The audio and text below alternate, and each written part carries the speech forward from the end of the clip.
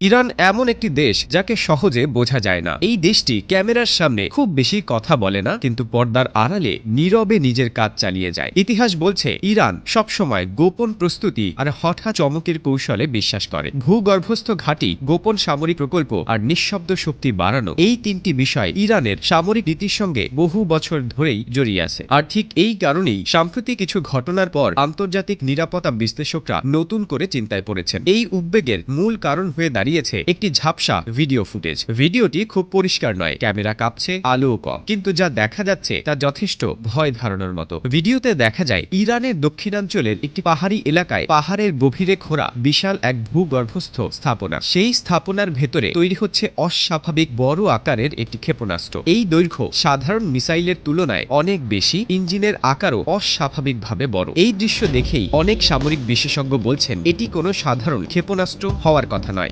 বিশ্লেষকদের ধারণা এই মিসাইলটি হতে পারে দূরপাল্লার ব্যালিস্টিক মিসাইলের উন্নত সংস্করণ, যা একবার উৎক্ষেপণ হলে কয়েক হাজার কিলোমিটার দূরের লক্ষ্য বস্তুতে পৌঁছাতে সক্ষম। তবে এখানেই এটি বিষয় পরিষ্কার করে বলা জরুরি, এই সব তথ্য এখনো নিশ্চিত নয়। এগুলো মূলত স্যাটেলাইট ছবি, লিক হওয়া ফুটেজ এবং গোয়েন্দা বিশ্লেষণের উপর ভিত্তি করে করা অনুমান। এখনো পর্যন্ত কোনো আন্তর্জাতিক সংস্থা বা জাতিসংঘ সমর্থিত পর্যবেক্ষক দল এই অস্ত্রের প্রকৃত ক্ষমতা বা গঠন আনুষ্ঠানিকভাবে নিশ্চিত করেনি। তবু ভয়টা থেকেই যাচ্ছে, কারণ ইরান এই অস্ত্রটি তৈরি করেছে পাহাড়ের অনেক গভীরে। পাহাড়ের নিচে সামরিক স্থাপনা তৈরি করার কয়েকটি বড় সুবিধা আছে। আকাশ থেকে বোমা হামলা হলে এই ধরনের ঘাঁটি ধ্বংস করা কঠিন, স্যাটেলাইট দিয়ে স্পষ্টভাবে নজরদারি করা যায় না, আর সবচেয়ে বড় কথা, গোপনে পরীক্ষা চালানো সম্ভব হয়। বিশেষজ্ঞদের মতে কোনো দেশ যখন পাহাড়ের নিচে অস্ত্র তৈরি করে তখন বোঝা যায় প্রকল্পটি তারা যে কোনো মূল্যে গোপন রাখতে চায়। এখানেই প্রশ্ন ওঠে, যদি এটি শুধুই আত্মরক্ষার অস্ত্র হয় তাহলে এত গোপনীয়তার প্রয়োজন কেন? এই রহস্যের সঙ্গে আরেকটি নাম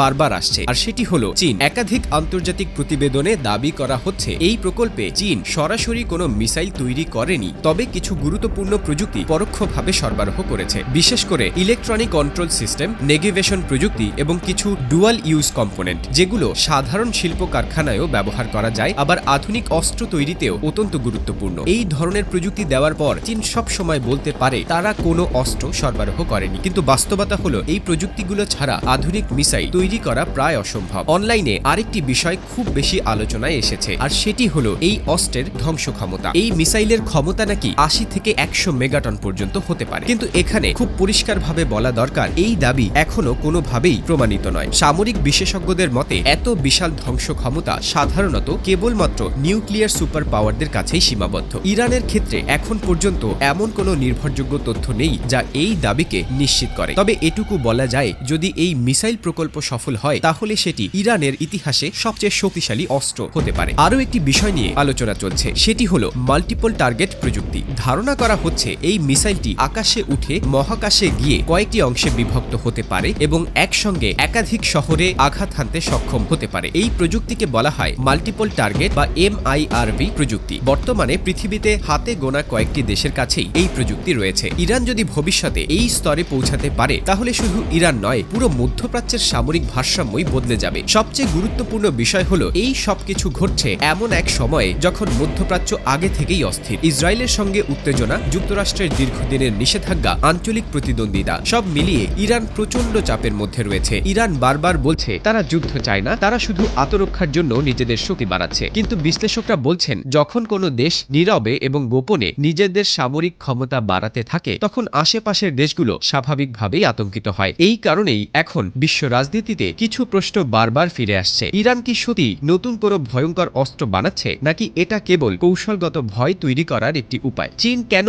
এত নীরব ভূমিকা পালন করছে? আর সবচেয়ে বড় প্রশ্ন, বড় বড় শক্তিধর দেশগুলো সব জেনেও কেন প্রকাশ্যে কিছু বলছে না? হয়তো তারা এখনই উত্তেজনা বাড়াতে চায় না, অথবা হয়তো সময়ের অপেক্ষায় আছে। হয়তো সামনে আরো ভিডিও ফাঁস হবে, হয়তো কোনো কর্মকর্তা মুখ খুলবে, অথবা হঠাৎ একদিন পৃথিবী জানতে পারবে পাহাড়ের গভীরে জন্ম নিয়েছে এক নতুন শক্তি। আপনার কি মনে হয়, ইরান কি সত্যি বড় কোনো চমকের প্রস্তুতি নিচ্ছে, নাকি এটা শুধু রাজনৈতিক চাপ তৈরি করার কৌশল? ভিডিওটি ভালো লেগে থাকলে লাইক দিন, কমেন্টে আপনার মতামত জানান, আর ট্রেন্ড ইনসাইটের সঙ্গে থাকুন। নতুন রহস্য নিয়ে খুব শিগগিরই আবার দেখা হবে।